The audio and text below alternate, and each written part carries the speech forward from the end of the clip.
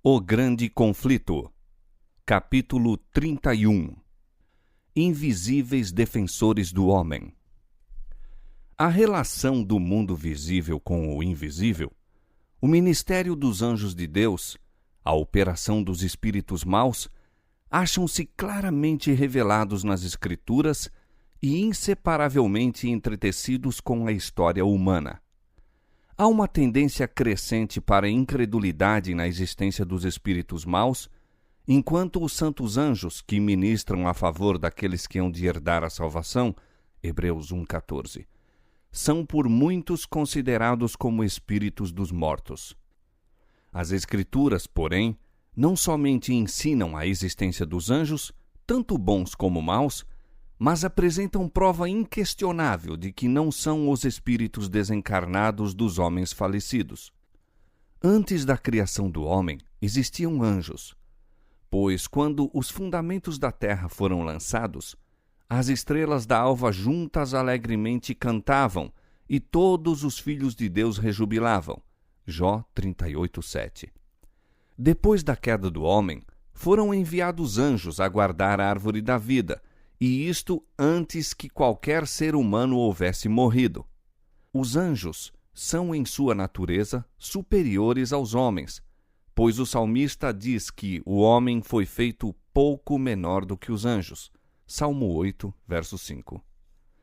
Estamos informados pelas Escrituras quanto ao número, poder e glória dos seres celestiais, sua relação com o governo de Deus e também com a obra da redenção. O Senhor tem estabelecido o seu trono nos céus e o seu reino domina sobre tudo. E diz o profeta: ouvi a voz de muitos anjos ao redor do trono. No salão de recepção do Rei dos Reis, existem eles, como anjos seus magníficos em poder, ministros seus que executam o seu beneplácito, obedecendo à voz da sua palavra. Salmo 103, 19-21 e Apocalipse 5:11. Milhares de milhares e milhões de milhões eram os mensageiros celestiais vistos pelo profeta Daniel. O apóstolo Paulo declarou serem muitos milhares, Daniel 7:10 e Hebreus 12:22. Como mensageiros de Deus, saem à semelhança de relâmpagos, Ezequiel 1:14, tão deslumbrante é sua glória e tão célere o seu voo. O anjo que apareceu no túmulo do Salvador e tinha o rosto como um relâmpago e o seu vestido branco como a neve, fez com que os guardas, por medo dele, tremessem e ficassem como mortos. Mateus 28, 3 e 4.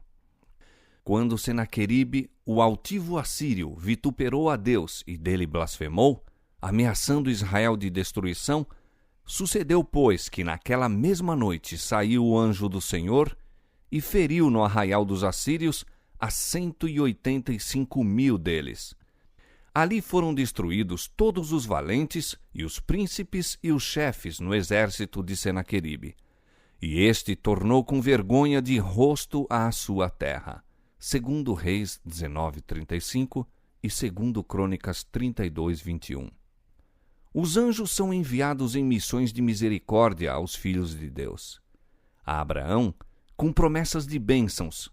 Às portas de Sodoma, para livrar o justo Ló da condenação do fogo. A Elias, quando se achava a ponto de perecer de cansaço e fome no deserto. A Eliseu, com carros e cavalos de fogo, cercando a pequena cidade em que estava encerrado por seus adversários. A Daniel, enquanto buscava sabedoria divina na corte de um rei pagão, ou abandonado para se tornar presa dos leões. A Pedro, condenado à morte no calabouço de Herodes. Aos prisioneiros em Filipos, a Paulo e seus companheiros na noite da tempestade no mar, a abrir a mente de Cornélio para receber o Evangelho, a enviar Pedro com a mensagem da salvação ao desconhecido gentil, assim, em todos os tempos, têm os santos anjos ministrado ao povo de Deus. Um anjo da guarda é designado a todo seguidor de Cristo. Estes vigias celestiais escudam aos justos do poder maligno. Isto O próprio Satanás reconheceu quando disse: Porventura teme Jó a Deus debalde? Porventura não circunvalaste tu a ele e a sua casa e a tudo quanto tem?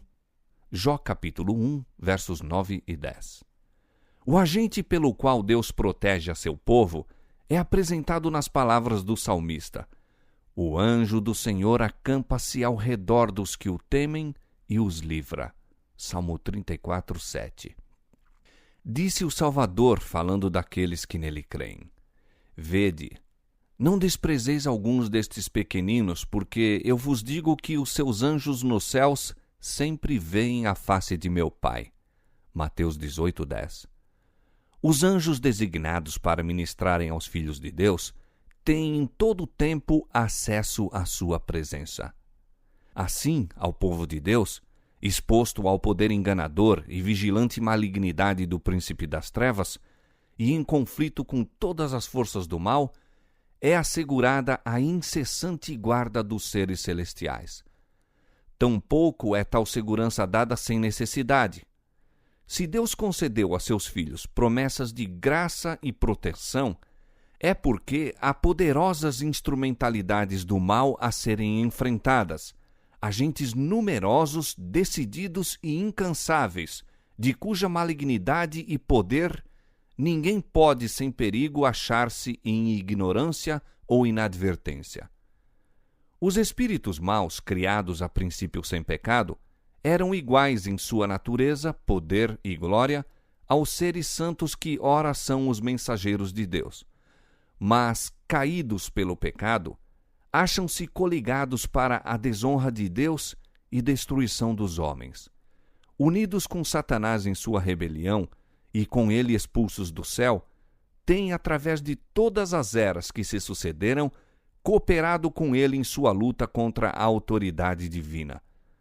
Somos informados, nas Escrituras, acerca de sua união e governo, suas várias ordens, inteligência e astúcia, e de seus malévolos intuitos contra a paz e felicidade dos homens. A história do Velho Testamento apresenta referências ocasionais à sua existência e operação.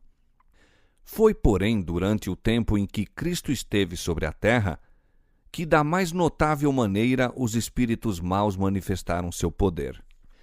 Cristo viera para executar o plano ideado para a redenção do homem e Satanás decidiu-se a fazer valer o seu direito de governar o mundo.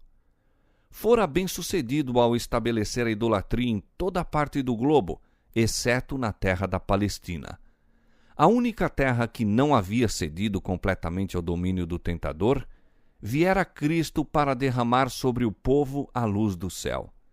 Ali, dois poderes rivais pretendiam a supremacia. Jesus estendia seus braços de amor em convite a todos os que quisessem nele encontrar perdão e paz. As hostes das trevas viram que não possuíam domínio ilimitado e compreenderam que, se a missão de Cristo fosse bem-sucedida, seu governo estaria prestes a terminar. Satanás enfurecia-se como um leão acorrentado e, em desafio, exibia seu poder tanto sobre o corpo como sobre a alma dos homens. Que os homens tenham sido possuídos de demônios está claramente referido no Novo Testamento. As pessoas desta maneira afligidas não sofriam meramente de moléstias provenientes de causas naturais. Cristo tinha perfeito conhecimento daquilo com que estava a tratar e reconheceu a presença direta e a operação dos espíritos maus.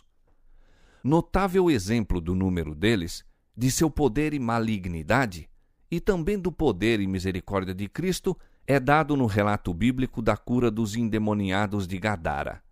Aqueles infelizes lunáticos, zombando de toda restrição, agitando-se, espumando, encolerizando-se, estavam a encher os ares de seus gritos, fazendo violência a si próprios e pondo em perigo todos os que deles se aproximassem. Seu desfigurado corpo a sangrar, a mente transtornada, apresentavam um espetáculo que comprazia ao príncipe das trevas. Um dos demônios, que dirigia os padecentes, declarou: Legião é o meu nome, porque somos muitos.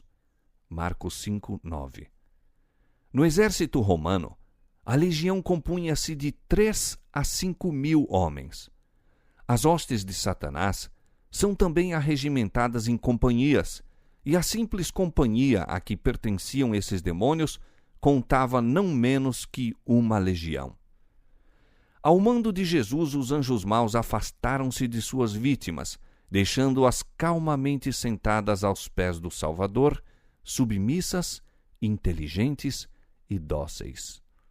Mas aos demônios foi permitido varrer para o mar um rebanho de porcos, e para os habitantes de Gadara, a perda disto sobrepujou as bênçãos que Cristo conferira, e pediram eles ao médico divino que se retirasse. Este é o resultado que Satanás intentava obter. Lançando sobre Jesus a culpa de seu prejuízo, suscitou os temores egoístas do povo, impedindo-o de escutar suas palavras. Satanás acusa constantemente os cristãos como causa de prejuízo, desgraça e sofrimento, em vez de consentir que a censura recaia onde compete, sobre si mesmo e seus anjos. Os propósitos de Cristo não foram, porém, subvertidos. Permitiu que os espíritos maus destruíssem a manada de porcos, como reprovação àqueles judeus que, por amor do ganho, estavam a criar animais tão imundos. Não houvesse Cristo restringido os demônios, e teriam arrastado para o mar não somente os porcos, mas também seus guardadores e possuidores. A preservação dos que os guardavam, bem como dos seus donos, foi unicamente devida a seu poder, misericordiosamente exercido para o livramento deles. Demais, foi permitido que esse acontecimento ocorresse, a fim de que os discípulos pudessem testemunhar o poder cruel de Satanás, tanto sobre o homem como sobre os animais. O Salvador desejava que seus seguidores conhecessem o adversário que tinham de enfrentar, para que não fossem enganados e vencidos por seus ardis. Era também sua vontade que o povo naquela região contemplasse seu poder de quebrar o cativeiro de Satanás e libertar seus cativos. E ainda que o próprio Jesus se retirasse, os homens tão maravilhosamente libertos ficaram para declarar a misericórdia de seu benfeitor. Outros exemplos de natureza semelhante se acham registrados nas Escrituras. A filha da mulher Ciro-fenícia era atrozmente atormentada por um demônio, ao qual Jesus expulsou por sua palavra. Marcos 7, 26 a 30. Um endemoniado cego e mudo. Mateus 12, 22. Um moço que tinha um espírito mudo que muitas vezes o lançava no fogo e na água para o destruir. Marcos 9, 17 a 27. O lunático que, atormentado pelo espírito de um demônio imundo, perturbava a calma do sábado na sinagoga de Cafarnaum. Lucas 4, 33 a 36. Todos estes foram curados pelo compassivo Salvador. Em quase todos os casos, Cristo se dirigiu ao demônio como a uma entidade inteligente, ordenando-lhe sair de sua vítima e não mais atormentá-la. Contemplando os adoradores em Cafarnaum o seu grande poder, veio espanto sobre todos, e falavam entre si uns e outros, dizendo: Que palavra é esta, que até os espíritos imundos manda com autoridade e poder e eles saem? Lucas 4,36. Aqueles possessos são em geral representados como estando em condição de grande sofrimento. Contudo, havia exceções a esta regra. Para o fim de obter poder sobrenatural, alguns recebiam alegremente a influência satânica. Estes, é claro, não tinham conflito algum com os demônios. Desta classe eram os que possuíam o espírito de adivinhação, Simão, o mago, o feiticeiro Elimas e a donzela que acompanhou a Paulo e Silas em Filipos. Ninguém se acha em maior perigo da influência dos espíritos maus do que aqueles que, apesar dos testemunhos diretos e amplos das Escrituras, negam a existência e operação do diabo e seus anjos. Enquanto estivermos em ignorância no que respeita a seus ardis, têm eles vantagem quase inconcebível. Muitos dão atenção às suas sugestões, supondo, entretanto, estar seguindo os ditames de sua própria sabedoria. É por isto que, aproximando-nos do final do tempo, quando Satanás deverá trabalhar com o máximo poder para enganar e destruir, espalha ele por toda parte a crença de que não existe. É sua política ocultar-se a si mesmo e agir às escondidas. Nada há que o grande enganador mais receie que o familiarizarmos-nos com seus ardis. Para melhor encobrir seu caráter e propósitos reais, faz-se representar de tal maneira a não excitar maior emoção do que ridículo e desdém. Ele se compraz muito em ser descrito como um objeto burlesco, repugnante, agoureiro, meio animal e meio homem.